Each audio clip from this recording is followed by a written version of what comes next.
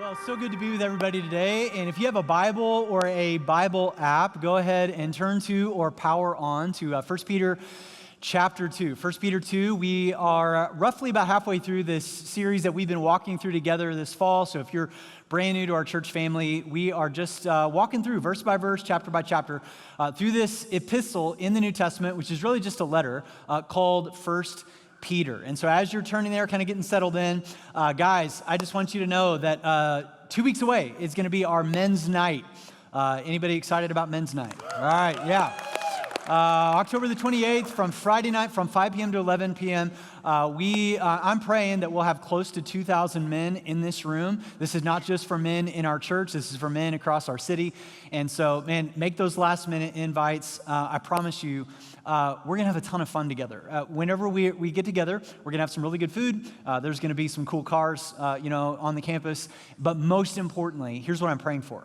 I'm praying that there would be a group of men that we gather in this room, and that God would speak and capture their hearts, and they would never stay the same. And man, you get that many guys in a room together, and if God shows up, man, big things can happen. So can I ask the guys, scan the QR code, sign up if you haven't already, invite that last-minute friend to come with you.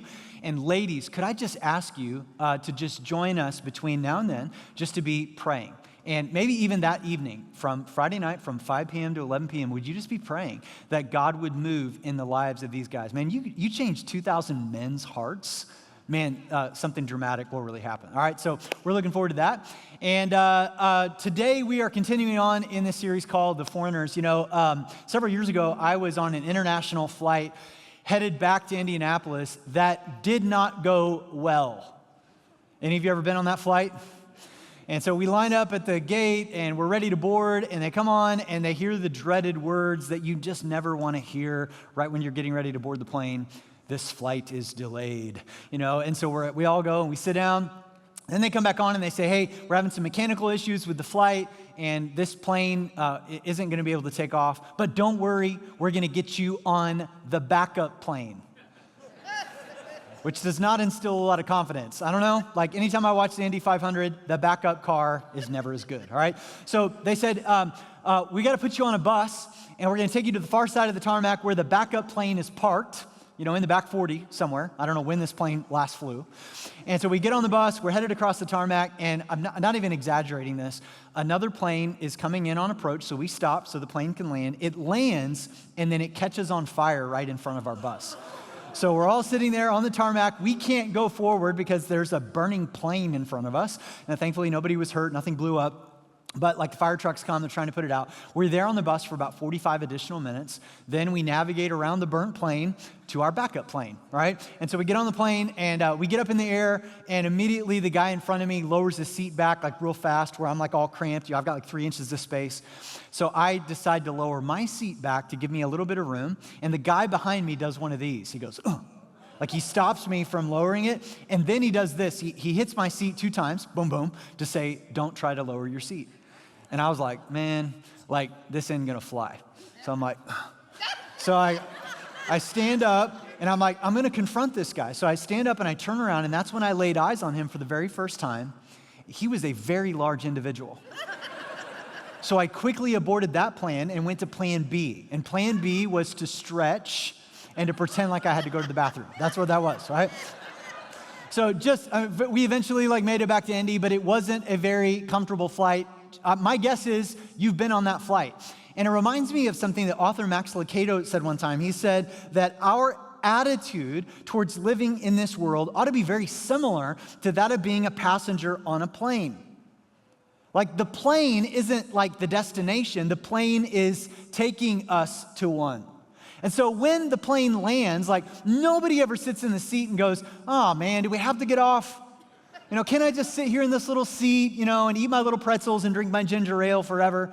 No, as soon as the plane lands, we can't wait to get off the plane. Now, the plane ride is necessary. The plane ride can sometimes be enjoyable, depending upon what in-flight movies are being, shown. It's oftentimes uncomfortable and cramped, but it's not the destination. It is taking us to one. Now, this is what's on Peter's mind as he writes this short letter to a group of Christians. They were oftentimes referred to as the Christ ones within the Roman Empire. And he says, hey, listen, don't get too comfortable in that seat because you're not going to occupy it forever. And in fact, letters like 1 Peter, and specifically what we're going to cover today and next week, will not make sense unless we understand that we've got to live this life and read this text in view of eternity. Now, I'm just going to kind of keep coming back to that phrase. We can't just, as believers, we don't just live our lives with the circumstances we see right in front of us. Now, are they important? Yes. Are they everything? No. So the way I spend my time isn't just in what I can see in front of me. It's in view of eternity. The way that I treat other people is in view of eternity. The way that I handle my finances is in view of eternity. And so Peter is writing to these group of Christians, and he calls them foreigners right out of the gates in chapter 1. Another word for that could be exile. And he says, don't get too comfortable in this world. You were destined for eternity. Now, that's Peter's thesis. That's why he writes the letter. So we know that it's just going to be a matter of time before he's going to write some things that sound very foreign to our ears. And much of what Peter is going to write, I just want to kind of, cause you to buckle up right now, because much of what he's going to say in our passage today, I'm just telling you, is going to run against the grain of how you and I have been conditioned to think within this current cultural context in which we live. In fact, I'm just going to go ahead and say it, that I'm going to read some things out of 1 Peter, and likely you're going to have an emotional reaction to that. And can I just say, that's okay. That's okay. We shouldn't expect the Bible to just say or to agree with us in every single point. The Bible is, as it's described, living and active, and it penetrates. So there's going to be some things in which we're going to read it. It's going to be so encouraging to us. There's going to be other things we're going to read it. It's going to bring appropriate conviction into our lives. So here's what I want to ask you. When I read something here in a few minutes, and maybe you get a little bit of an emotional reaction, can you just stop for just a minute and say, just get real curious about that and say, God, what is it that you're trying to say? Why is this in your word? Right before I was getting ready to leave the house today, I get up early on Sunday mornings, like 5:30, and get ready, and then I just spend the rest of the morning just praying and kind of going over the notes, and then when I'm done, I go into the bedroom and I tell my wife goodbye. And she was in our little sitting area in our bedroom, and she was drinking her coffee and kind of doing her morning devotions, and I said goodbye to her, and she said, what she always asks me, she goes, how do you feel about the message today? And I said, well, it's going to be a tricky passage. This is going to be tricky to walk through. And she goes, what do you mean? I go, well, we're covering 1 Peter chapter 2 and 3, where Peter is going to urge us to submit to government, unjust masters, and spouses. What could go wrong, right? And so that's where we're kind of going today. And you're going to see right out of the gates, Peter just goes there. Look at verse 13 of chapter 2 with me. He says, for the, whose sake? Say that, yeah, the Lord's sake. Remember that. He says, for the Lord, and once again, we are living our lives for an audience of one. He's writing to believers. You live your life in view of eternity. And so it is for God's sake that you submit to all human authority, whether the king as head of state or the officials as he is appointed. For the king has sent them to punish those who do wrong and to honor those who do right. So right out of the gate, Peter drops the S word, the other S word. Submit. Although in some of your minds, you don't see much difference between the two.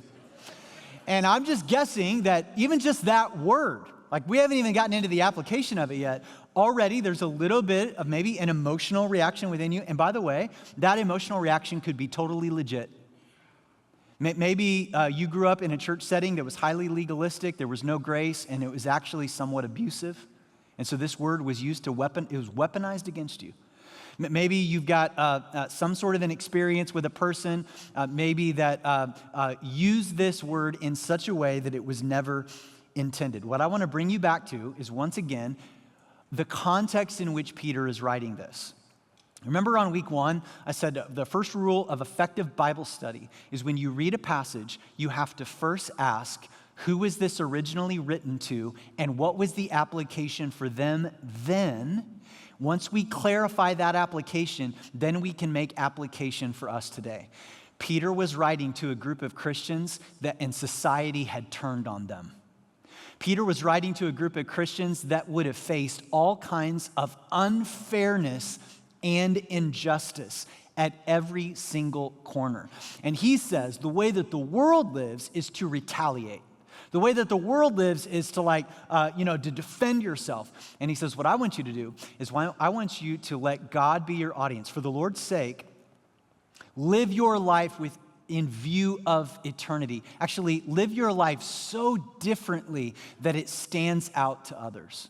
So Peter, to really grasp the weight of what he has just said and what he's getting ready to say, understand Peter writes this letter from Rome in AD 62 to 63, when a really, really corrupt leader by the name of Nero was in power. Now, Nero had all kinds of things that he did that was so corrupt. But one of the fresh things that Nero had just done is that he really just sort of loses his mind. There is this mysterious fire that breaks out in Rome, and it destroys much of Rome.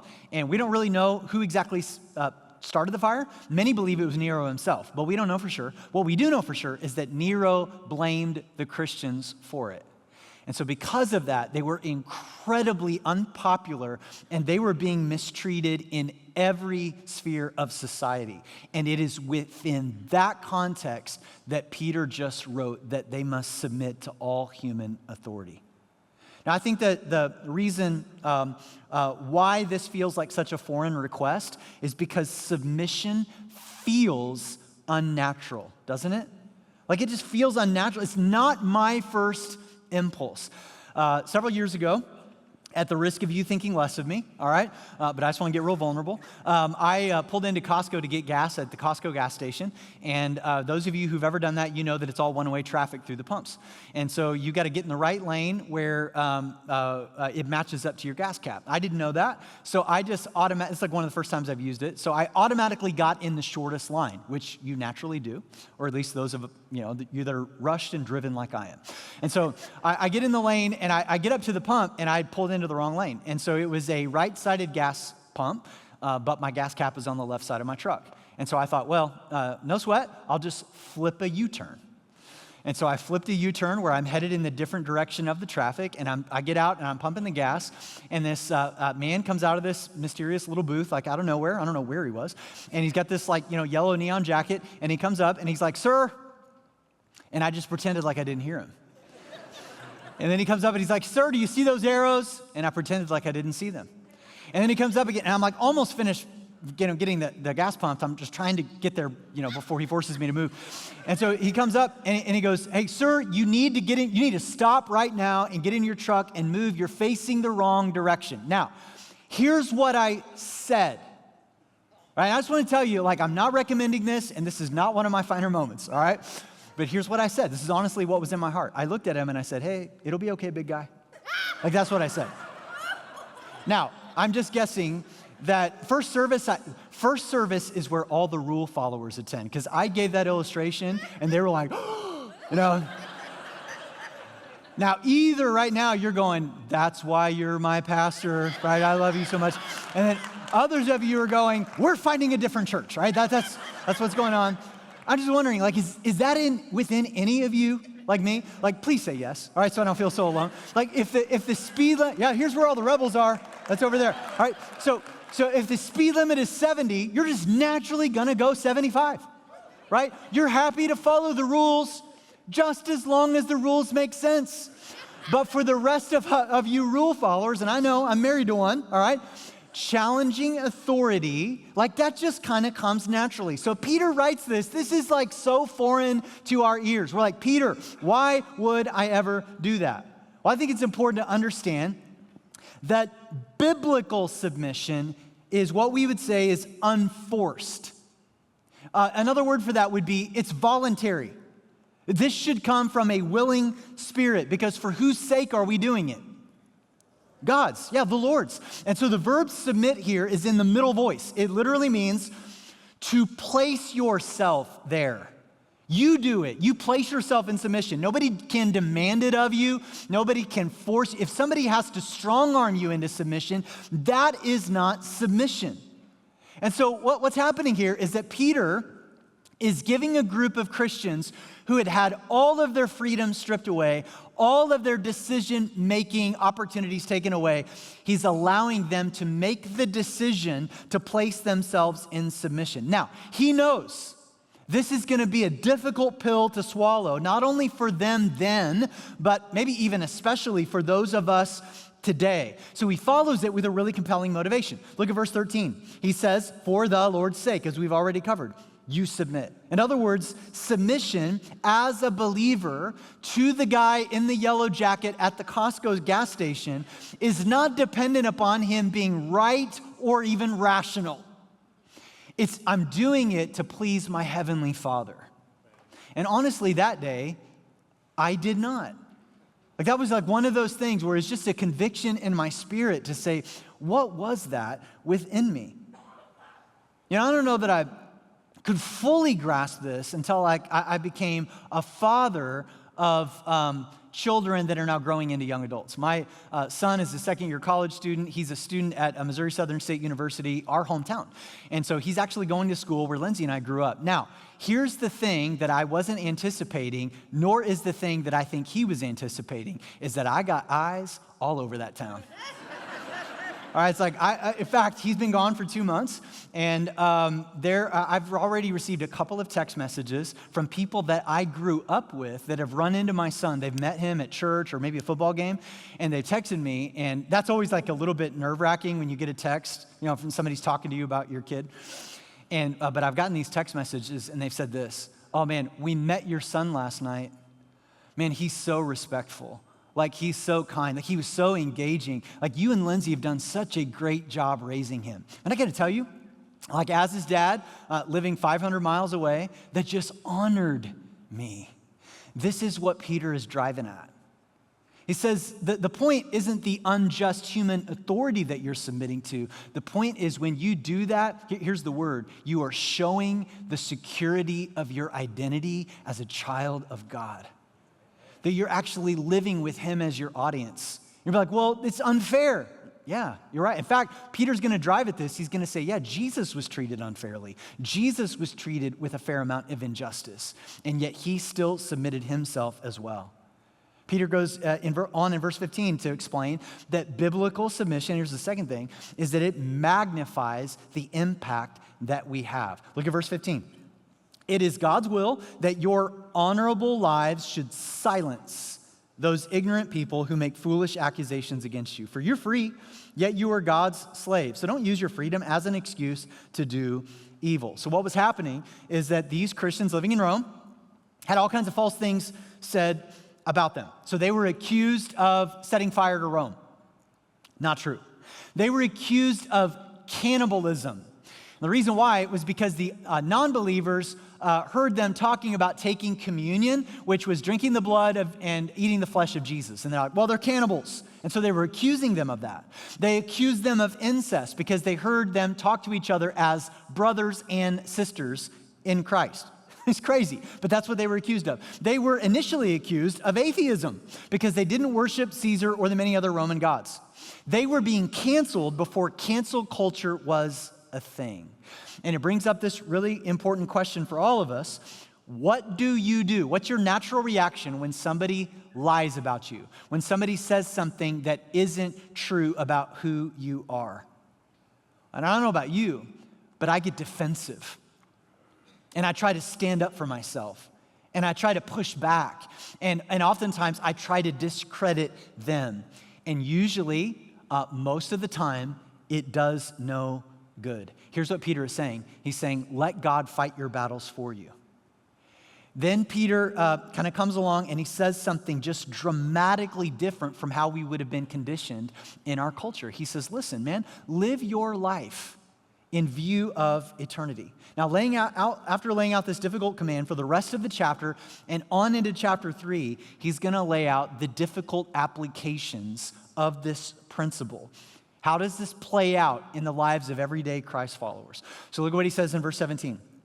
Respect everyone and love the family of believers, which would be the church community you're connected to. Fear God and respect the king. I just got to say, how much different would our culture be right now if as believers we could just apply that one sentence, like just that one sentence.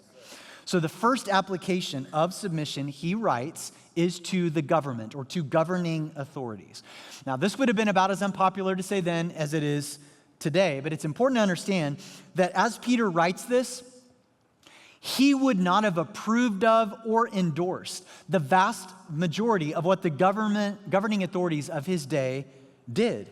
If they would have had free elections, which they did not, they were not in an environment of a democracy, they were in a dictatorship, Peter wouldn't have voted for any of the Caesars.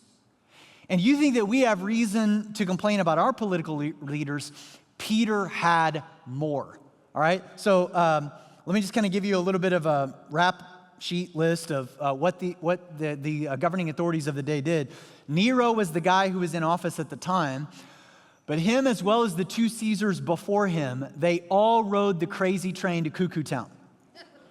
And the first would have been a guy by the name of Caligula, all right? So Caligula was kind of the reigning ruler of the day before Nero. And shortly after becoming Caesar, he had his mom and his brother killed to make sure that they never challenged his right to the throne. He openly committed incest with 3 of his sisters. He frequently cross-dressed and went out in public. He installed his favorite horse as a senator and then promoted him later to consul, all right? Caligula once got mad at the weather and declared war on the false god of Neptune. He had the heads of statues of deities removed and replaced with his own face.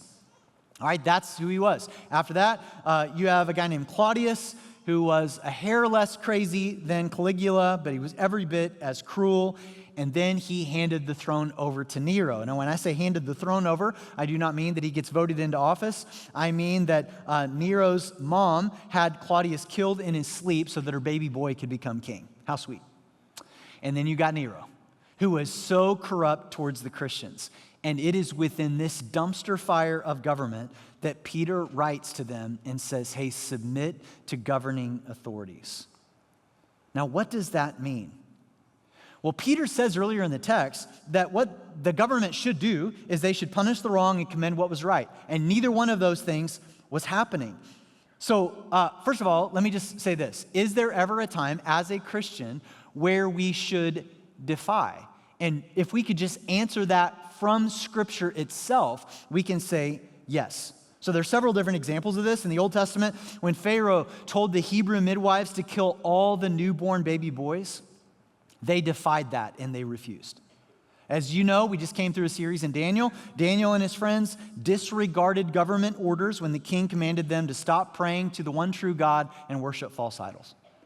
In the book of Acts, we even read that Peter himself didn't always submit to the government. Peter was told that he could no longer speak about Jesus. He was no longer able to share his faith or to try to convert people. And Peter's response to the authorities in Acts chapter 4 was he said, we cannot help speaking about what we have seen and heard.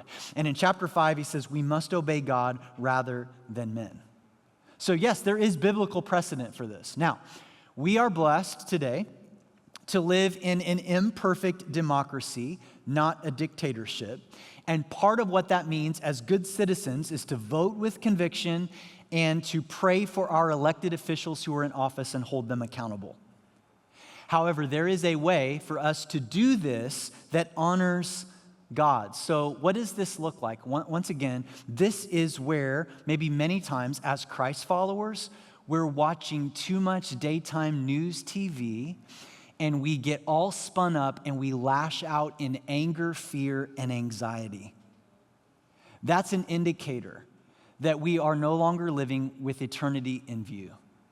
That's an indicator that we've lost our confidence in a sovereign God who is ruler and reigner over temporary earthly authorities. This doesn't mean that we shouldn't be concerned. This doesn't mean that we shouldn't pray. This doesn't mean that we shouldn't be involved. What it does mean is that we refuse to become angry or anxious over political rulers. Peter knows that the best way to change the world was not through a political rebellion. And the perfect example of this is Jesus himself. Jesus knew a thing or two about changing the world. And it jumps out at me that Jesus lived in an unjust and unrighteous government setting, yet we do not have a single record of him attacking the government of his day. He never led a protest. He never led a civil rebellion. In fact, he had a chance to lead one time whenever they came to him and they said, hey, what should we give to Caesar? Tell us what you would do. And he goes, well, pay to Caesar what is Caesar's, give to God's what is God's. He never spoke up at the injustice of his own trial. He only spoke of the kingdom of God.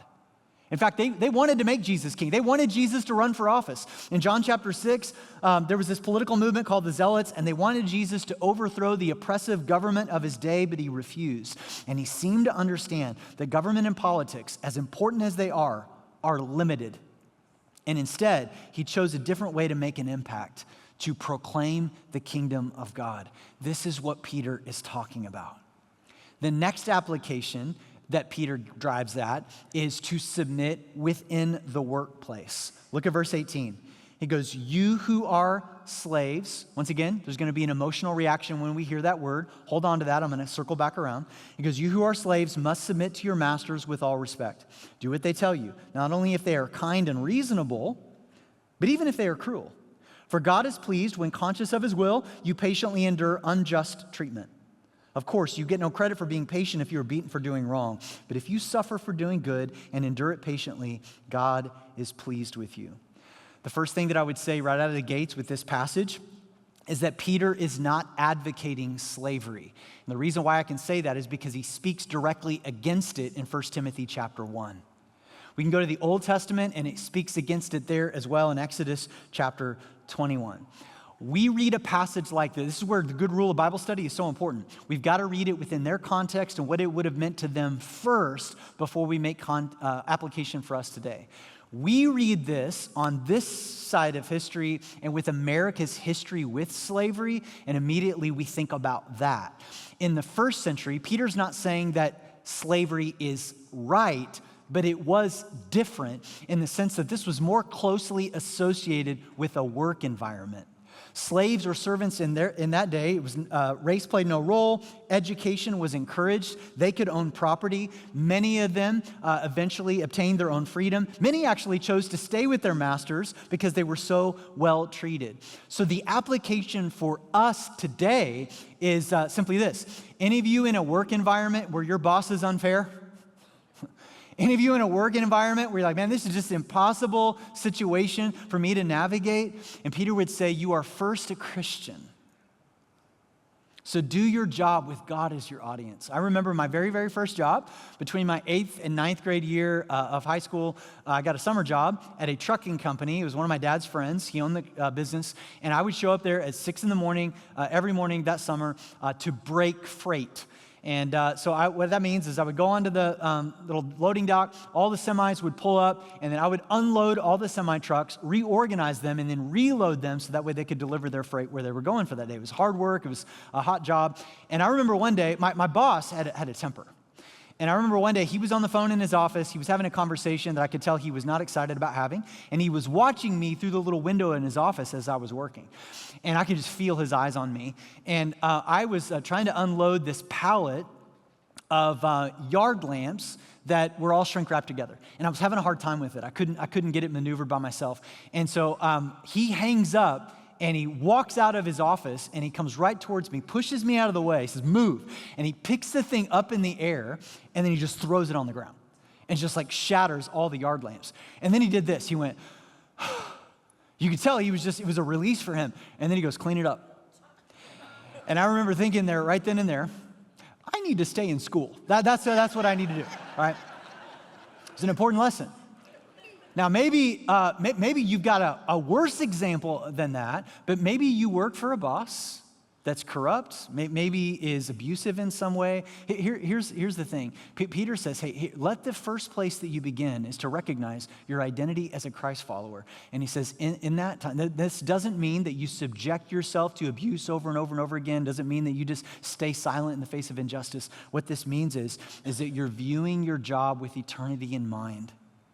and you're recognizing that the call to Christ is a call to be on mission with him. Just like Daniel in Babylon, God loves that boss. God loves those co-workers, and quite possibly he's placed you in that really difficult environment for you to provide a different example from everything that they see everywhere else in the world. This is tough to apply, but this is the idea where we need his Spirit helping us. God, I want to conduct myself in the face of this kind of unfairness and injustice in a way that brings honor to you and makes other people stop and say, what is it that's so different about you? Peter knows this is not going to be easy to hear or to apply, and so once again, he follows it with a compelling motivation. Look at verse 21. Here's why you should do this. For God called you to do good, even if it means suffering, just as Christ suffered for you. He is your example, and you must follow in his steps. What that means is that when this becomes incredibly difficult to do, and it will be, you and I, we cannot do this in our own power. You keep your eyes fixed on Jesus, who gave us this example. Jesus was not thrilled about going to a cross. In fact, he asked God, if there is any other way, could you show me what it is? But he submitted to the will of the Father. His trial was illegal. It should have never happened to begin with. The accusations made against him were blatant lies. He suffered unjustly, and he was willing to become a foreigner in this world so that you and I could become citizens of heaven. Jesus was willing to leave home so you and I could come home. Jesus was willing to be called stranger in this world so that you and I could be called a friend of God. He was willing to be forsaken by his Father so that we could be accepted by him. He is our example. He is our example. So Peter starts with government, then he goes to a corrupt workplace, and then he's going to finish it off within a marriage, right? Now, I want to read these next verses in the ESV because I think it brings some real clarity to this. It says this, likewise, meaning this is a continuation of the application. Likewise, wives, be subject to your own husbands. Now, notice he did not say, women, be subject to men. He didn't say that. He said, wives, subject to your husband, so that even if some do not obey the word, non-believing, inactive Christians who they may be married to, they say this, they may be won without a word by the conduct of their wives when they see your respectful and pure conduct. Once again, maybe an emotional reaction that rises up, maybe for good reason. Maybe you got a bunch of questions as we read that passage. Maybe here's the first one. Why are the wives mentioned first? Now Peter's going to mention the guys, so guys, buckle up, because what he says, buckle up, all right? Why does he start with the wives first? And I think there's just a very practical reason why he does. Because in the first century church, the majority of that church would have been made up of women who were coming without their husbands. There's actually not a lot that has changed.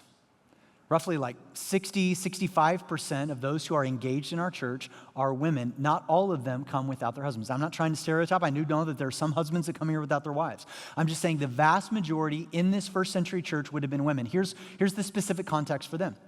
And many of you know this.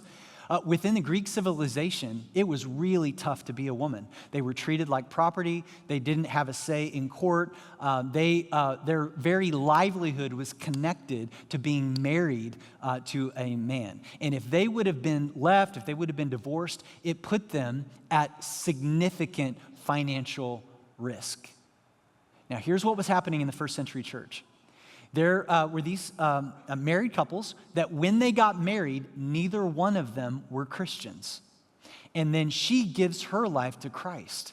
And now all of a sudden the husband's going, whoa, wait a second. I didn't marry a Christian. This is a bait and switch. And for many of them, they saw this as reason enough to divorce their wives and leave them. So understand this. For a woman to become a Christian after she was already married, that was a significant risk. And many of these ladies, God had captured their hearts and changed their lives, and that was a risk they were willing to make. And now they found themselves in this unfair environment of a marriage in which quite possibly their husbands were being stubborn and mean-spirited. And Peter says to them in the face of this, he says, be subject to your unbelieving husbands, submit to him. Now what does he not say? He does not say that your husband is superior and you are inferior. He does not say that. He doesn't say your husband is president and you're vice president. Doesn't say that. He doesn't say your husband is Batman and you're Robin. Like, that's not what he says. He says voluntarily, like you don't have to do this. Voluntarily submit to him, be subject to him. Why? So that he might be won.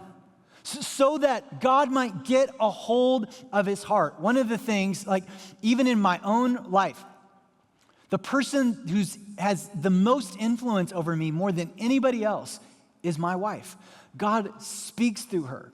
And this idea where he's saying, hey, ladies, without maybe even a word from you, the way that you're living your life, remember, keep in mind what he's just said about government and the workplace. The way that you're living your life would quite possibly stop him in his tracks, and he would go, there's something different about you, even if he doesn't acknowledge it at first. And what's happening is that you are propping him up to get a view of God that he would never get by any sermon. I love what Beth Moore says about submission. Here's how she defines it. Submission is ducking so that God can punch my husband. I love that. Some of you might know Phil and Mary Jo Wright. They have been in our church for decades, and just a dearly loved couple in our church. And Phil's been on our staff for years and years and years. He served as an elder for a while.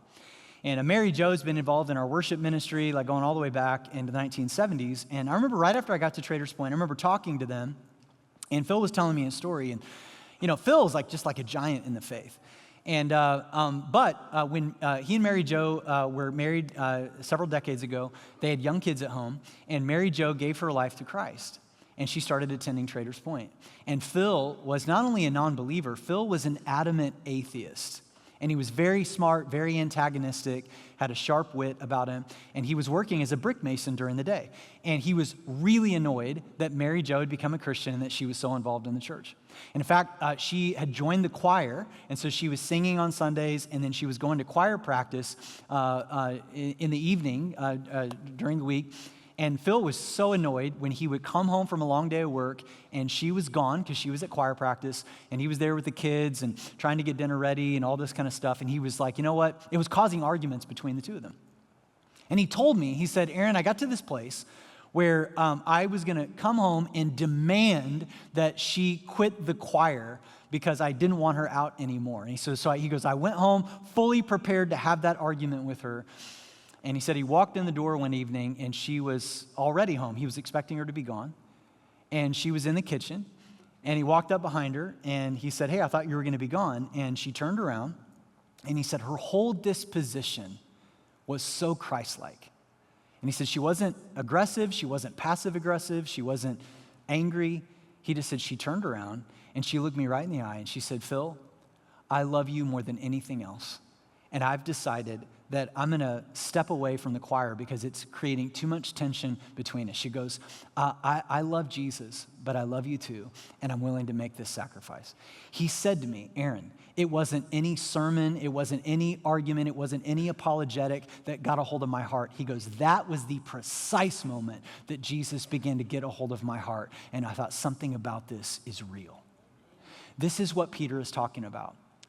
And with that said, I know for a fact that there's a number of ladies listening to this right now, and that encourages you, and for some of you, that discourages you. Because you're like, Aaron, I've been doing this. For years, I've been praying for my husband, my non-believing husband, or maybe my husband that believes, but he's inactive. He's not really following after God, and I've tried to submit to him. I've tried to keep his interests in mind, but he's still just so stubborn. And Peter, I think, acknowledges that as well. In verse 1, he says, even if he refuses to obey, and even, here's the thing, ladies, as men, I'm speaking as one, we're proud. And so even if you're impacting us, we may not let you know it right away. Peter says, you continue to set an example. I realize that others of you maybe are asking, well, wait a second. What about like an abusive, angry husband? Like, should I submit then? Can I just say very clearly, no. Remember what I said earlier? This is a voluntary thing. Like, you don't have to do this. If he is doing something illegal, harmful, or destructive, there's nothing here that says that you need to subject yourself to that. You don't need to subject yourself to physical, mental, psychological, or sexual abuse. It does not mean that you can't make decisions or express your feelings within a marriage. And any man who tells you otherwise is simply misreading the text. And Peter realizes that there are going to be some selfish, narcissistic boys disguised as men who will hear this and use it as justification to continue their destructive behavior towards their wives. So he addresses that in verse 7. In the same way, you husbands must, actually, this isn't voluntary. He just lays out a flat-out command. He goes, you must give honor to your wives. Treat your wife with understanding as you live together. She may be weaker than you are. All that means is you likely outweigh her, right? Physical in stature. But she is your equal partner in God's gift of new life. Treat her as you should, so your prayers will not be hindered. If that sounds like a threat, it's because it's a threat. Right? So listen to this. He's saying, in other words, men, do not expect God to listen to you if you are mistreating or manipulating your wives. Do not expect your wife to submit to you unless you are submitting yourself to Jesus. It is unfortunate that this is such a minefield of a passage today. I don't think it needs to be. If we had more husbands leading like Jesus by honoring and sacrificing for their wives, I don't think we'd have any problem with this passage. And then Peter finishes up. I didn't think I'd get very many claps at that. So, hey, I'm almost done. He finishes up the passage by addressing all Christians collectively. Here's where he lands the plane. All right, verse 8. Finally, all of you should be of one mind. Sympathize with each other. Love each other as brothers and sisters. Be tenderhearted. Keep a humble attitude. You may not be right. You likely aren't. Verse 9, don't repay evil for evil. Don't retaliate with insults when people insult you. Instead, pay them back with a blessing. That is what God has called you to do. And he will grant you his blessing. I just want to end with this. Everything within our culture says the exact opposite of what we just read, doesn't it? Yes. Here's what I just want to present to you. Is it working? No, it's not working. So what if we just got real curious about it and said, God, how about we try your way? And I'm just going to sit down on the inside. The next time I feel compelled to defend myself, I'm just not going to do that. Like the next time I feel compelled to curse someone, I'm actually going to do the exact opposite of what I feel, and I'm going to bless them. The next time I get angry or upset, I'm just going to take a deep breath, and I'm just going to say, God, it's clear I need to submit this area of my life to you. And some of you maybe go, man, what we just read, this seems impossible. And that's because it is. You cannot do this in your own power. We need the Spirit of the living God within us, helping us do this. And at the end of the day, that's really what it means to be a Christian. You submit to the Spirit of God, that still small voice that is speaking to you, convicting you, beckoning you. If there's anything that I want you to apply, it's that. And so today, is there any area of your life in which the Spirit of God is beckoning you to take action, beckoning you to obey, beckoning you to run against the grain of your impulses?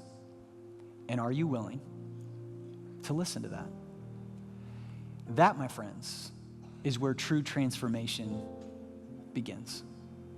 And so just in our remaining moments together, just in the quietness of the room, let's just submit ourselves to him. Father, I thank you so much for hard passages, because one of the things that I've learned is that it's usually the hard passages that bring about the most transformation. We're not afraid of it. We're not going to shy away from it. We're not going to edit your word. We want to get real curious about it and know that as our Heavenly Father It's there for a reason. So God, I pray today that you would bind up the woundedness. There's somebody here that's been hurt in the name of submission. And so, Father, I pray that you would bind up their wounds. I pray that you'd bring healing to their lives. I pray that they would not dismiss this because of their woundedness, but that you might redeem their pain. That you would help them to see what it is that this really means. For those of us, God, that are sort of rebellious at heart like me, God, I just pray that you would help me more and more to just submit every area of my life, to recognize that I'm not always right. In fact, most of the time, I'm wrong. And I need to be in tune with your Spirit as you are speaking to me and in me and through me.